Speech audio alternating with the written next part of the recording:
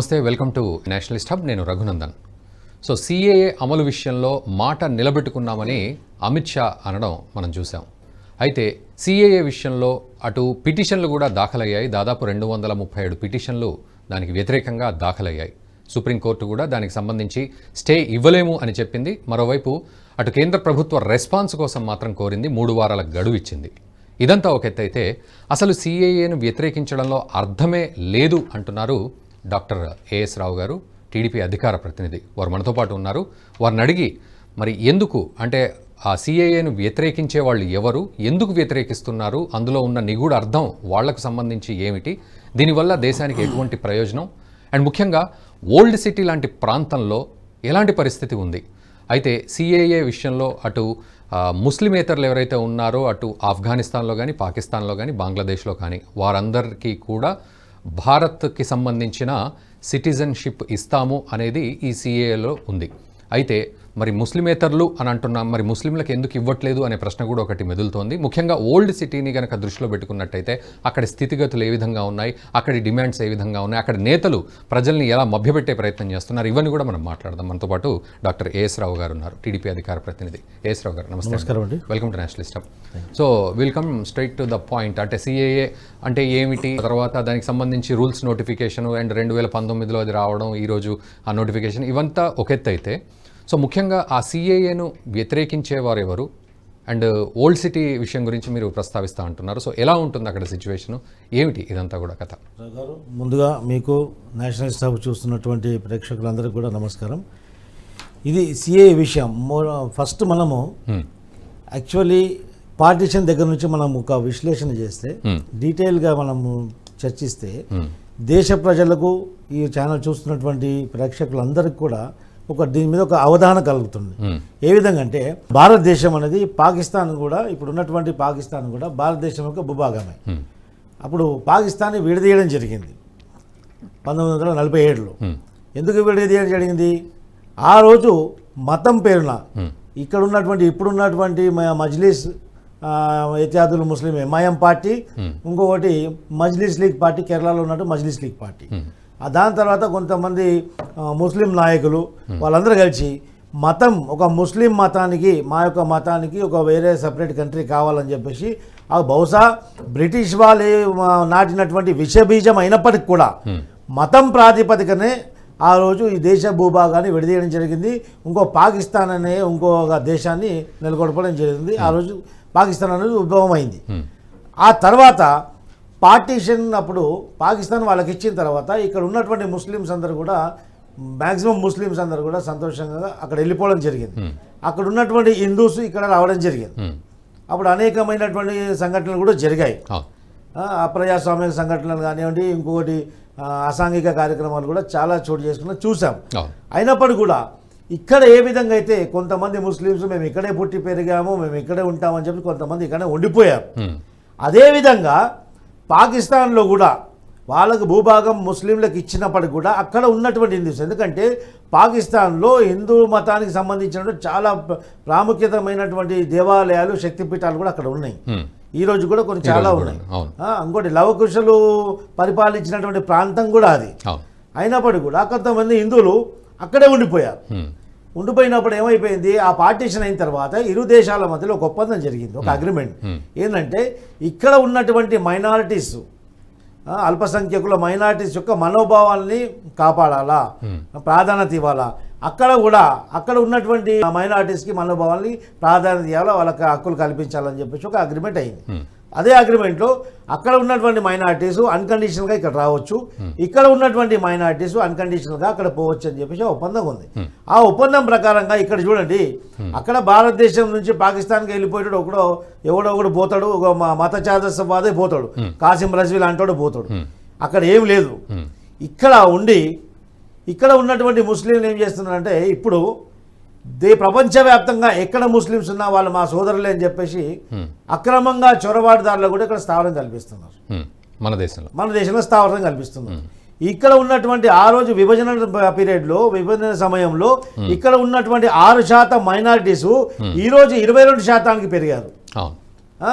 అదే అక్కడ 9% ఉండే, అక్కడ జనాభా ప్రకారంగా పాకిస్తాన్లో 9% ఉన్నటువంటి మైనారిటీస్ ఈరోజు 0.5%, అంటే 1% కూడా లేరు. ఏ విధంగా అక్కడ ఉన్నటువంటి ముస్లిమేతరుల పైన, హిందువుల మీద కావచ్చు, ముస్లిమేతరుల పైన సామూహిక అత్యాచారం చేసి వాళ్ళ మీద బలవంతంగా మత మార్పిడి చేసి మొత్తం మైనారిటీసే లేకుండా చేశారు. అరకొర ఏరో అక్కడ ఇక్కడో కొంతమంది మిగిలారు. మిగిలిన వాళ్ళకు మనం కలిగించినటువంటి హక్కు అప్పుడు మన పార్టీషన్ అప్పుడు మనం చేసుకున్నటువంటి అగ్రిమెంట్లో భాగంగానే వాళ్ళు ఇక్కడ రావచ్చు అని చెప్పేసి మనం అన్నాం. ఆఫ్ఘనిస్తాన్లో కానివ్వండి, ఆఫ్ఘనిస్తాను, మళ్ళీ బర్మా, బంగ్లాదేశ్ ఇలాంటి దేశాలలో ముస్లిమేతరులు, ఎందుకంటే మనం ముస్లింలకు మతం పేరు పైన ఒక మతానికే మనం ఒక దేశాన్ని ఇచ్చాం కాబట్టి మళ్ళీ ఆ ముస్లింలకు మళ్ళీ ఇక్కడ మనం పారవస్తత్వం కల్పిస్తే ఆ దేశం ఇవ్వడంలో మతలబే లేదు. అమిత్ షా గారు, మోదీ గారు, కేంద్ర ప్రభుత్వం దీని మీద సుదీర్ఘ విశ్లేషణ చేసి ఈ సిఏ అంటే సిటిజన్ అమెండ్మెంట్ యాక్ట్ అని చెప్పేసి ఒకటి ప్రవేశపెట్టారు. ఇరు పార్లమెంట్లలో కూడా, రాజ్యసభలో, లోక్సభలో కూడా బిల్లు పాస్ అయింది. తర్వాత నోటిఫికేషన్ ప్రెసిడెంట్ దగ్గర పంపించిన తర్వాత ప్రెసిడెంట్ గారి సంతకం అయిన తర్వాత ఈరోజు గజెట్లో ఇన్వాల్వ్ అయింది. ఈరోజు అది ఇంప్లిమెంట్ అవుతుంది. దీనికి ఈ సిఏ వల్ల అక్కసు ఎవరికి కడుపు ఊరుకుపోతుంది? ఇక్కడ ఉన్నటువంటి ముస్లింలకు అక్రమంగా చొరబాటుదారులకు స్థావరం కల్పించి, వాళ్లకు ఓటర్ ఐడి కార్డు కల్పించి, వాళ్ళకు బోగస్ ఓటింగ్లు వాళ్ళకు తయారు చేయించి, వాళ్ళ ఓట్లతోటి గెలిచి రాజకీయాన్ని చేస్తూ పార్లమెంట్లో దేశానికి సంబంధించినటువంటి ప్రతి బిల్లును కూడా చింపేసుకుంటూ, దేశ భవిష్యత్తుకు సంబంధించినటువంటి ప్రతి బిల్లును కూడా అపోజ్ చేసే ఉగ్రవాద మనోబుద్ధితో నడిచేటటువంటి కొన్ని పొలిటికల్ పార్టీలు, ఎంఐఎం అండ్ మజ్లిస్ లీగ్ లాంటి పార్టీలు ఈరోజు అపోజ్ చేస్తున్నాయి. దేశవ్యాప్తంగా ముస్లింలలో ఒక అపోహ క్రియేట్ చేస్తున్నారు. మనకు సిటిజన్షిప్, సిఏ వస్తే సిటిజన్షిప్ మనకు తీసేస్తారంట, మనకు ఇబ్బంది కలిగిస్తారంట, డిటెన్షన్ క్యాంపులలో వేస్తారంట అని చెప్పేసి వాళ్ళ పైన ఒక అపోహ క్రియేట్ చేసి, భయభ్రాంతులు క్రియేట్ చేసి దేశంలో ఒక ఉద్రిక్తత నెలకొల్పే విధంగా వాళ్ళు దేశ వ్యతిరేక కార్యక్రమాలు చేస్తున్నారు. 237 వ్యతిరేక పిటిషన్లు, 237 వ్యతిరేక పిటిషన్లు రకరకాల వర్గాల వారేసారు. ముఖ్యులు ఎవరంటే జయరాం రమేష్, సిగ్గుచేటిది. ఇదంతా కారకులు ఎవరు? ఈరోజు దేశంలో అనేకమైనటువంటి విధ్వంసాలకు కారకులు కాంగ్రెస్ పార్టీ, కాంగ్రెస్ యొక్క విధ్వంస పరిపాలన. ఇది దేశవ్యాప్తంగా ప్రజలందరూ చూస్తున్నారు. వాళ్ళు దాని ఫలితం ఈరోజు వాళ్ళు అనుభవిస్తున్నారు కూడా. అదే ముఖ్యంగా కాంగ్రెస్ పార్టీకి సంబంధించినటువంటి నాయకుడు జయరాం రమేష్, అదే మళ్ళీ అసదుద్దీన్ ఓవైసీ, ఇంకోటి ముస్లిం పర్సనల్ లా బోర్డు, ఇంకోటి తృణమూల్ కాంగ్రెస్. ఈ యొక్క కమ్యూనిస్టు భావజాలతో ఉన్నటువంటి వాళ్ళు, కొంతమంది సూడో సెక్యులరిజం పేరు పైన దేశాన్ని కొల్లగొట్టే నాయకులు, అలాంటి రాజకీయ పార్టీలు ఈరోజు సుప్రీంకోర్టులో పిల్లేశారు. ఏమని పిల్లేశారు? ఈ సిఏని ఇంత అర్జెంట్ ఏమొచ్చింది? 2019లో ఈ యొక్క చట్టం పాస్ అయినప్పటికి కూడా ఇప్పుడు ఎందుకు ప్రవేశపెట్టారు? ఎన్నికల గురించి ప్రవేశపెట్టారు అంటుంటారు. అది తప్పు. అది ఎందుకంటే గజెట్ నోటిఫికేషన్ ప్రెసిడెంట్ దగ్గరికి వెళ్ళి గజెట్ నోటిఫికేషన్ రావడంతో అది ఇప్పుడు ప్రవేశపెట్టారు. దానికి ఒక సమయం పడుతుంది. పార్లమెంట్లలో ఆమోదం తెలిపినప్పటికి కూడా, బిల్లు పాస్ అయినప్పటికి కూడా అది గెజిట్లో ఎంటర్ కావడానికి మినిమం 2 to 3 years పడుతుంది. అదే సమయం పట్టింది. అదే సమయం తీసుకొని మధ్యలో కరోనా కూడా వచ్చింది కాబట్టి అదే సమయం తీసుకొని ఈ రోజు వాళ్ళు ఇంప్లిమెంట్ చేశారు. సో ఎన్నికల కోసం కాదంటారు? ఎన్నికలకు ముమ్మాటి కాదు. ఎందుకంటే ఇది ఒక దేశ భద్రత గురించి ఆలోచించి చేసినటువంటి విషయం. ఎందుకంటే ఇప్పుడు అక్రమంగా చొరబాటుదారులు దేశంలోకి వస్తే ఇక్కడ ఉన్నటువంటి ముస్లింలకు ఏదో విధంగా మైనారిటీలకు, వాళ్ళకు వచ్చే అల్పసంఖ్యాకులకు రాజ్యాంగబద్ధంగా కొన్ని వాళ్ళకు రాయితీలు ఇస్తున్నాము, కొన్ని పథకాలు వాళ్ళకు ప్రవేశపెడుతున్నాం, కొన్ని సదుపాయాలు వాళ్ళకి ఇస్తున్నాం. అక్రమంగా మన దేశానికి చెందినవాడి కాడు, మన దేశానికి సంబంధమే లేదు, అలాంటి వాడొచ్చి కూడా మనం కష్టార్జితంతో కడుతున్నటువంటి ట్యాక్స్ రుసుముతోటి వాళ్ళు పథకాలు వాళ్ళు అనుభవిస్తే ఇది ఏ విధంగా ఉంటుంది? ఈరోజు ప్రపంచవ్యాప్తంగా ఏ కంట్రీలో కానీ, ఏ దేశంలో కానీ అక్రమంగా ఎవరు చొరబాటు కానీ అవకాశం లేదు. మీరు దేశంలో ప్రవేశిస్తే మీరు ఎందుకు వస్తున్నారు, ఎన్ని రోజులు వస్తున్నారు, మీరు రావడానికి కారణం ఏందని చెప్పేసి మొత్తం ఖచ్చితంగా దానికి హిసాబు అడుగుతారు. రైట్. ఇక్కడ నేను అడిగేది ఏంటంటే అక్రమ చొరబాటుదారుడు, శరణార్థుడు, ఈ రెండింటి మధ్య వ్యత్యాసం కూడా ప్రజలకు తెలియాలి. సో ఏమంటారు మీరు? శరణార్థులు అంటే ప్రభుత్వానికి ఒక వినతి పెట్టుకుంటారు, మాకు అక్కడ స్థావరం కల్పించండి అని చెప్పేసి వాళ్ళు లెక్కలు ఉంటారు. ఇంతమంది శరణార్థులు వచ్చారు, ప్రభుత్వం ఇంతమంది శరణార్థులు, వీళ్ళకి ఇంతమంది ఆశ్రయం కల్పించారు, ఇన్ని రోజుల వరకు అని చెప్పేసి వాళ్ళ మీద నిఘా ఉంటుంది.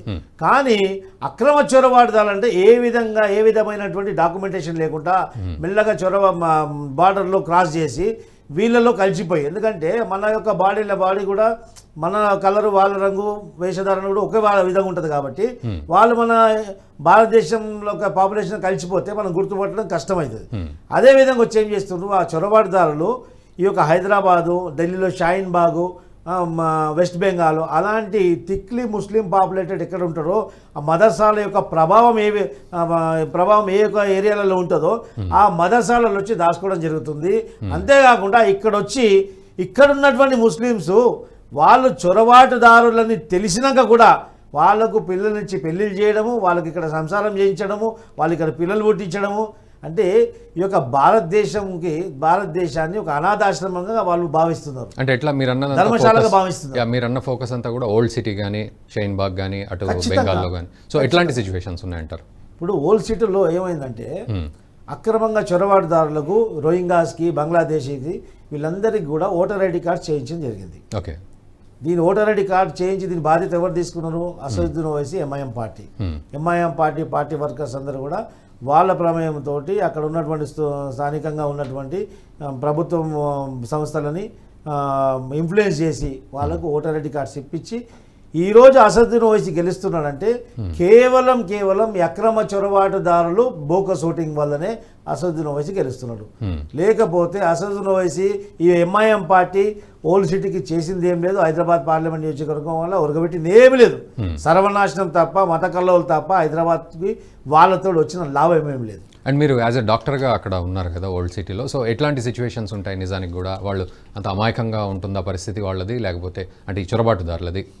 చొరబాటుదారులు ఏం చేస్తారంటే ఇక్కడ ఉన్నటువంటి స్థానికంగా ముస్లింల యొక్క కుటుంబాల్లో కలిసిపోవడం జరుగుతుంది. ఓకే, ఎందుకంటే వాళ్ళు మల్టిపల్ మ్యారేజ్ అంటే ఒకటికి మించి 2-3 పెళ్లిళ్ళు చేసుకోవడం జరుగుతుంది. సో ఇక వాళ్ళు వచ్చి కూడా ఇక్కడనే 2-3 పెళ్లిళ్ళు చేసుకుంటున్నారు, ఒక డజన్ల కొద్ది పిల్లలు పుట్టిస్తున్నారు. వాళ్ళ జనాభా అనేది దినం పెరిగిపోతూ ఉంది. ఎందుకంటే నేను అక్కడే ప్రాక్టీస్ చేస్తాను కాబట్టి నేను చాలామంది అక్రమ చొరబాటుదారులతో ఇంటరాక్ట్ అయినాను. ఓకే, అయినప్పటికీ కూడా కొంతమంది ప్రభుత్వంలో ఉన్న మంత్రులకు కానివ్వండి, పోలీసులకు కానీ అనేక మాటలు నేను ఇన్ఫర్మేషన్ ఇచ్చినప్పటికి కూడా ఏ విధమైనటువంటి యాక్షన్ వాళ్ళపైన లేదు. ఎందుకంటే దానిపైన సీరియస్నెస్ చూపట్లేదు. ఈరోజు చూడండి ఎంత సిగ్గుచేటు, దేశవ్యాప్తంగా ఎక్కడ ఉగ్రవాద కార్యక్రమాలైనా, ఎక్కడ బాంబ్ బ్లాస్ట్ అయినా దాని మూలాలు మాత్రం హైదరాబాద్కి వస్తాయి. అంతెందుకండి, మొన్న ఉగ్రవాద సంస్థతోటి లింకప్ ఉండి వాళ్ళతో కాంటాక్ట్స్ ఉండి వాళ్ళ టెలికాలర్ మొత్తం మన కాంటాక్ట్స్ వెళ్ళినాయి. ఎవరు? ఓఐసీ హాస్పిటల్లో, ఓఐసీ మెడికల్ కాలేజ్లో పనిచేస్తున్న అసిస్టెంట్ ప్రొఫెసర్. ఇంతకంటే సిగ్గుచేటేది? అలాంటి ఉగ్రవాదులను పెంచి పోషిస్తున్నటువంటి ఉగ్రవాద మనోబుద్ధితోటి నడిపిస్తున్నటువంటి పొలిటికల్ పార్టీ నాయకుడు ఈరోజు మన పార్లమెంట్లో ఒక సభ్యునిగా ఉండడం దేశానికి సిగ్గుచేటది. ఈరోజు దేశ ప్రజలు గ్రహించాలా, అలాంటి దేశానికి వ్యతిరేక కార్యకలాపాలు చేసే వాళ్లకు వ్యతిరేకంగా అందరం కూడా వ్యతిరేకంగా మాట్లాడుకోవాలా, ఈ విషయం బయట చర్చించుకోవాలా. ఈ సిఏ అనేది ఒక ముస్లిమేతరులు ఖచ్చితంగా, ముఖ్యంగా హిందువులు, ఈ దేశం మనది అనుకుని భజనదని భావించే వాళ్ళు ఖచ్చితంగా సిఏ, ఎన్ఆర్సీ ఇదేంది అనేది మనం చర్చించుకోవాలా. ఇది చర్చిస్తే ముస్లింలకు ఏమో మనోభావాలు దెబ్బతింటాయేమో అని చెప్పేసి ముఖ్యంగా హిందువులలో కూడా ఎవరు చర్చించట్లేదు. చాలా మీడియా సంస్థలు కూడా దీనిపైన డిస్కషన్ చేయట్లేదు. మనకెందుకు బాధ అని. ఎందుకంటే రేపు దీన్ని విస్మరిస్తే ఇలా అక్రమ చొరబాట్లు భారతదేశాన్ని ఒక అనాథాశ్రమంలాగా, ఒక ధర్మశాలగా భావిస్తే ఇక మొత్తం భారతదేశం ఏమైపోతుంది? ఉగ్రవాద స్థావరంగా మారుతుంది. ఈరోజు ఖచ్చితంగా చెప్తున్నా, నా పర్సనల్ పర్సెప్షన్, ఈరోజు నరేంద్ర మోదీ గారు కానీ ప్రైమ్ మినిస్టర్ గారు రాకుండా ఇట్లా ఈ యొక్క దేశం ఖచ్చితంగా మోర్ దెన్ హాఫ్ ఇస్లాం కంట్రీగా మారిపోయేది. అప్పుడు పూర్వంలా మనకు పురాణాల్లో, మన భగవద్గీతలో చెప్పినట్లు ఎప్పుడెప్పుడైతే ధర్మం సన్నగిలుతుందో ఒక కారణ జన్ముడు ఉద్భవం అవుతారు. కారణ జన్ముడు భగవంతుడు రూపంలో, అంశంలో ఒక కారణ జన్ముడు జన్మిస్తారని చెప్పేసి మనం భగవద్గీతలో చెప్పడం జరిగింది. యదా యదా హి ధర్మస్థ గ్లానిర్భవతి భారత. అదేవిధంగా మోదీ గారు ఈరోజు ఖచ్చితంగా ఆయన కారణ జన్ములు. వారు రావడం వల్లే ఈ యొక్క హైందవ సంస్కృతి చెందినటువంటి అనేక దేవాలయాలు కూడా పరిరక్షించడం జరిగింది. చారిత్రాత్మకంగా ఉన్నటువంటి సమస్యలు కూడా, దశాబ్దాల కాలం నుంచి ఉన్నటువంటి సమస్యలు కూడా, ఆర్టికల్ 370 కానివ్వండి, అయోధ్య కానివ్వండి, అనేకమైనటువంటి ఇష్యూలు కూడా చిన్న రక్తపాతం కూడా లేకుండా సునాయాసంగా దాన్ని సాల్వ్ చేసినట్టు ఘనత నరేంద్ర మోదీ గారిదే. రైట్, ఓవరాల్గా మీరు అన్నట్టు ఫైనల్గా చెప్పండి, సిఏఏ నేపథ్యంగా కనుక తీసుకున్నట్లయితే హిందువులకు మీరు అన్నట్లుగా వాళ్ళకి ఇచ్చే మెసేజ్ ఏంటి, అండ్ మైనార్టీ వర్గాలకు కూడా భయభ్రాంతులకు గురవుతున్నారు, ఏదో జరిగిపోతుంది అని అటు మీరు అన్నట్టు నేతలు చెప్తూ ఉంటే అందులో పడిపోతున్నారు, సో వాళ్ళకి కూడా ఒక క్లారిటీ ఇవ్వండి. ఈ నేషనలిటీ హబ్ ఛానల్ ద్వారా ముఖ్యంగా ముస్లిం సోదరులకు, ఎందుకంటే ముస్లింలకు కూడా ఇక్కడ హక్కు కల్పించడం జరిగింది మన రాజ్యాంగంలో. ఇక్కడ మన దేశంలో ఉన్నటువంటి ముస్లిమ్స్లకు కూడా, ముస్లిం సోదరులకు కూడా నేను ఒకటే విన్నపిస్తున్నా, ఈ యొక్క సిఏఏ అంటే మీ యొక్క సిటిజన్షిప్ తీయడం దీని ఉద్దేశం కాదు, సిటిజన్షిప్ ఇవ్వడం. మీరు ఇక్కడ ఉన్నారు, మీరు ఇక్కడ ఉన్నారు, మీ తండ్రి ఇక్కడ పుట్టారు, మీ తాత ఇక్కడ ఉన్నారు, అది చాలు ఇక్కడ మీరు ఉండడానికి. కానీ దయచేసి ఈ యొక్క దేశం మీది అనుకుంటే ఇట్లా అక్రమ చొరబాటుదారులని ఎతికి పట్టి బయటికి ప్రభుత్వానికి అప్పచెప్పండి. అప్పుడు మీరు ఈ దేశం పట్ల మీకున్నటువంటి విశ్వాసం బయటకు వస్తుంది. లేకుంటే మిమ్మల్ని అనుమానంగా చూడడం జరుగుతుంది. దేశ ప్రజలే కానివ్వండి, పొరుగు దేశాల వారు కూడా మనం ఒక ఏమంటారు మోసగాళ్ళని మనం పెంచి పోషిస్తున్నట్టుగా భావన కలుగుతుంది. మిమ్మల్ని మేము సోదరులుగానే భావిస్తున్నాము, సోదరులుగానే భావించబోతాం భవిష్యత్తులో కూడా.